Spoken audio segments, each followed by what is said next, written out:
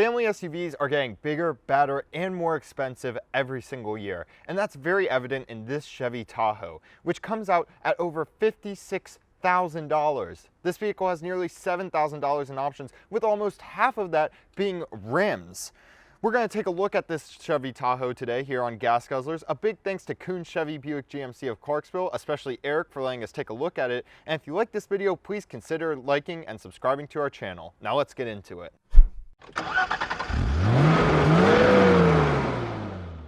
So at the front of the Chevy Tahoe, you can really see how wide this car is. It's basically a truck. Even from the side, it looks so long. It's very crazy to look at. This color is really pretty. It's blue velvet metallic. Kind of a weird color, but I can see the velvet because it's kind of like a deep blue, and then it's metallic. It does have metal flakes. Unfortunately, it's kind of a rainy day. We can't really pick that up on camera, but it does have that. Another thing I noticed about this front, it has a good amount of chrome, but not too much. On some Chevy trucks these days, like the Silverado, the chrome will fill up the whole front grille. I don't like that. I like how this grille is open, and then it's just traces of chrome and that come along to the headlights here and kind of wrap around a bit. I really like that. Another thing I like is this bow tie. It's kind of this weird rubberized texture that has that weird sound to it. I like that, how it's not just a normal black plastic or black metal. That's kind of neat, and it's kind of cool to touch. Moving down, there's not much. You kind of have just this plain plastic. I wish they did something a bit more down here because this is a little boring. But again, you know, it complements the color nice, I suppose. But I really do like the chrome in this blue velvet metallic. That's the best looking in my opinion. So looking at the headlights, we decided that it was a good design, but bad lights. I think this is halogen here. It's kind of this weird yellow matched with LED running lights here. But you think the LED running lights would kind of go all through, but it's kind of like these individual bulbs that are pretty spread out. And then the turn signal is kind of this just boring design, like light down here. I don't know. We weren't really big fans, but we did like the design, you know, the nice attention to detail here with the Chevy bow tie. We like how the chrome comes across the top and how the body kind of comes into the headlight here and kind of makes this incision right here. I think that looks really cool. So coming over to the side of the Tahoe, one thing I mentioned earlier when I was at the front is how long this car looks. Well, it actually doesn't look that long. I take that back. Originally, I was looking at the dimensions, and by the dimensions, it is a very long car. But when you take into account how tall it is and how wide the front is, it almost takes down how long it looks and really just kind of makes it seem like a big rectangle. There's no major body lines on this side. You only have this one kind of extending over here. That kind of adds to the blocky look. There's nothing jutting out really besides the big door handles.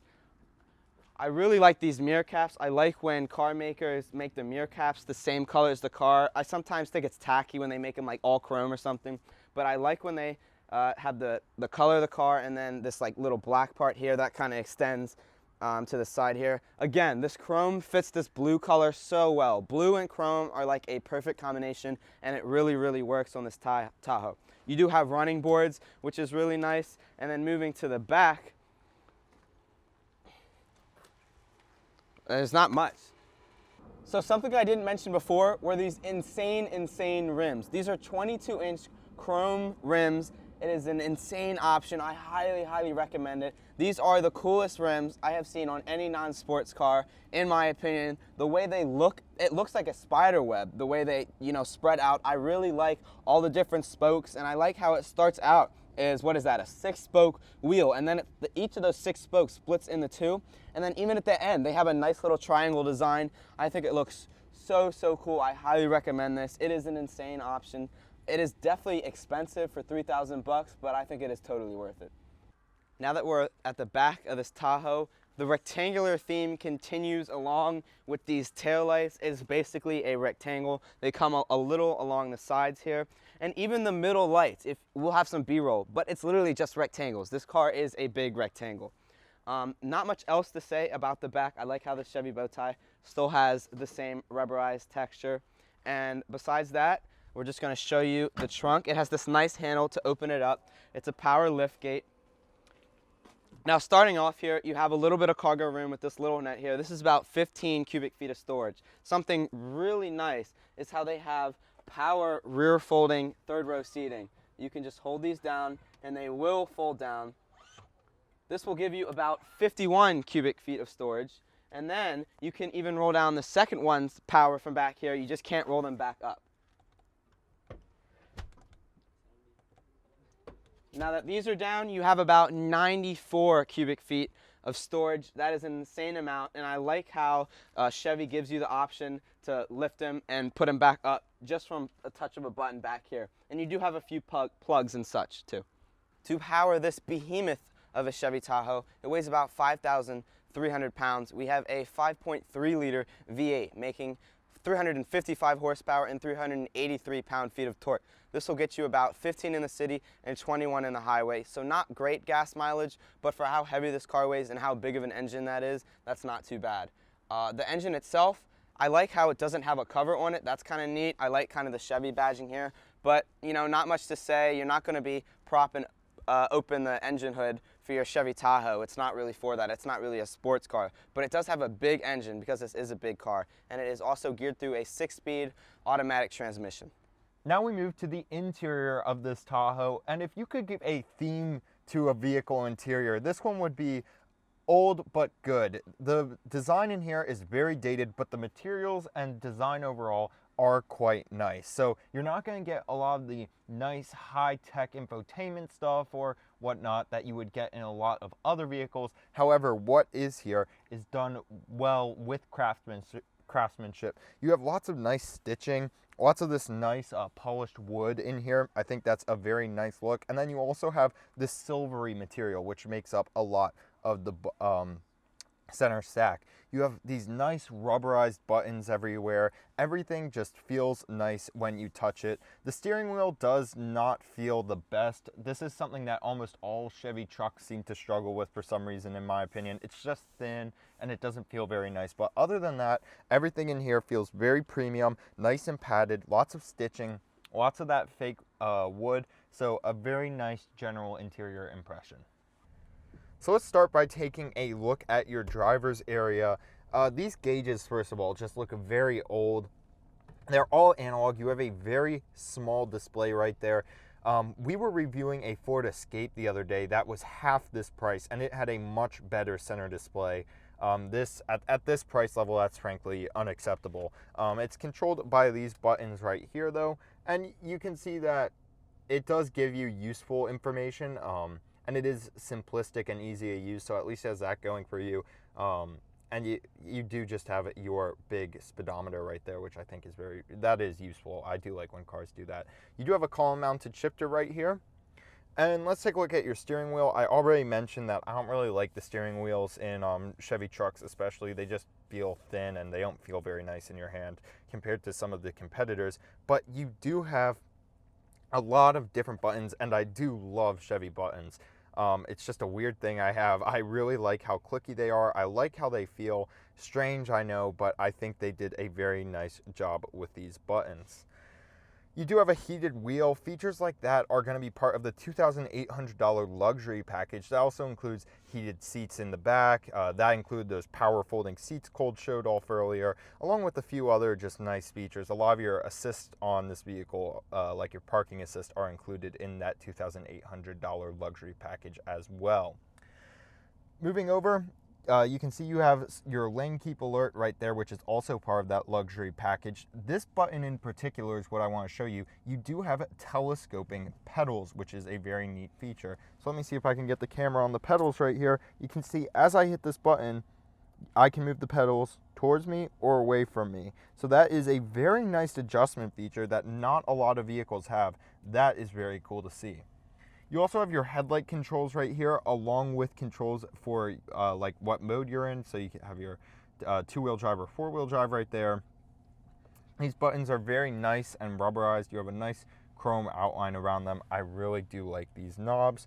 And you just have typical switch gear down here. Not too much to say. You do have power folding mirrors, so that is very nice. That's a very nice premium feature.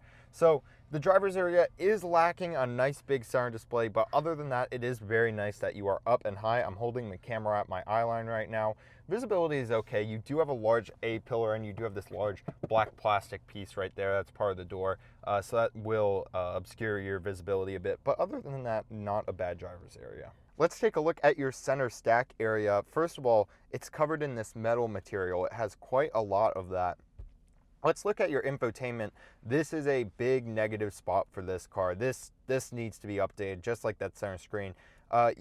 GM's current system is so good, but this just has their old version, and it is just nothing compared to the new version they have in their cars. So that is disappointing, but it does make up for this with one of the coolest storage features I've ever seen in a car.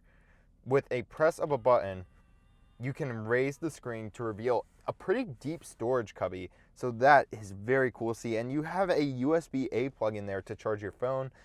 So that is a very cool feature. So I really do like that. Again, you have more of these rubberized knobs and switchgear right here that I do really like. You also have just some climate controls right here, again, with that nice texturing that makes it nice and easy to grip. And then you have some controls down here that look a bit more modern than the rest of the car for your climate control. I like how these look. I like the switches like this. They kind of remind me of like the Mustang or the Ram 1500 have them. I really like this type of switch gear. Moving over from that, you can see that you have your heated seat controls. I really do like the seats in this vehicle. They're quite comfy. Sitting here in the passenger or in the driver's seat, excuse me, I can tell you that it is a nice seat. You have lots of nice stitching on it, nice leather. I do like it, and it is nice that you have the option to heat just your back or the entire seat. Moving down from that, you have a nice deep storage area right here, pretty good size for a phone, and you also have a cigarette lighter, and you also have 2 USB-A ports. Then you have 2 cup holders. They have these little rubber pads to make sure that your drink is held in place, so that's very nice. And then you have your center armrest, which first of all has space for a phone right here, and it also has this really nice chrome handle to open it. And in there you can see just there is plenty of storage room, and you have 2 USB-A ports right there, an aux, and you also have a cigarette lighter right here. So that is a very good, nice, useful space. So the center stack, while it is it's brought back like 5 years in time by this screen, but other than that, a very positive experience. All right, so getting in the back of the Tahoe, first of all, legroom is pretty good. This is where I would sit if I was driving, and you can see I have a very good amount of legroom here. The first thing I noticed when I got in was this little sill right here. It's almost like a little baby door sill. It doesn't say anything on it. It's just a little strip of metal, so I found that kind of funny. Looking at your door panel, you do have some nice stitching, some nice leather where you put your arm. There is some black plastic right here around your window switch area. You have a nice chrome door handle, and then you have some of that glossy wood right here, so not a bad look. I think it looks pretty good. You do have a speaker down here with a nice chrome outline. I did forget to mention up front, this does have the Bose audio system. Now, just looking backseat comfort, it feels pretty good. You have nice seats. They feel just as comfortable as the ones up front, so I have no issue with them. This actually is a usable middle seat right here. You can see if I move into it, I could sit here 3 wide. You do have a small bump because this does have the 4-wheel drive, but it is not a large hump at all. Moving back, you do have lots of connectivity back here. You have a traditional outlet, you have a cigarette outlet, and then you have rubberized knobs for your climate controls, and you do have outboard heated seats, again, part of that $2,800 luxury package. So you do have some nice space back here. The air vents back here do look very old. They remind me of a sort of a 90s era car, these circle vents. They don't feel great, but really that's my only quality complaint back here. Other than that, it's a nice place to be. Now let's talk about the third row. So I have not sat in these seats at all. This is a first time you're going to see me getting in these back seats. So let's take a look at them. Before I get back there, one thing our cameraman pointed out to me that I didn't notice was their square cup holders, which makes them kind of useless because most drinks are circular. So unless you're drinking a juice box, your drink's going to slide around, slide out of that, not fit too well. But getting into the back here, you can just pull this lever down here. The seat folds forward, pull it again, and you can push it up. You can see the seat folds up really nicely. If this passenger seat is too far back, this seat will not be able to fold up. So that's just something to take a note of. And getting in isn't too bad.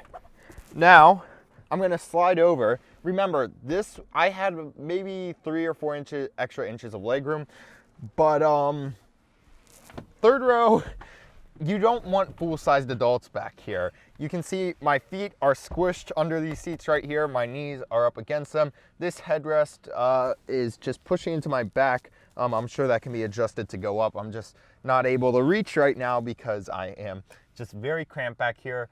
You have a nice window, I guess, to look out while you are sad that you did not get in the car quick enough to get one of the other 5 usable seats. So that's it for the tour of this Chevy Tahoe. Again, a very impressive vehicle, but it should be for a price tag of around $56,000 to start, and then this one has about $7,000 in options. Again, that interior was a little bit lackluster, but I think the exterior of this thing looks really good, even though it did just get a redesign for 2021. So we will certainly bring you a review of that as soon as it hits dealer lots. A big thanks to Kuhn Chevy Buick GMC of Clarksville for letting us review this 2020 Chevy Tahoe, and thanks to you all for watching. If you like this video, please consider liking and subscribing to Gas Guzzlers for more content. Thank you folks, have a great week.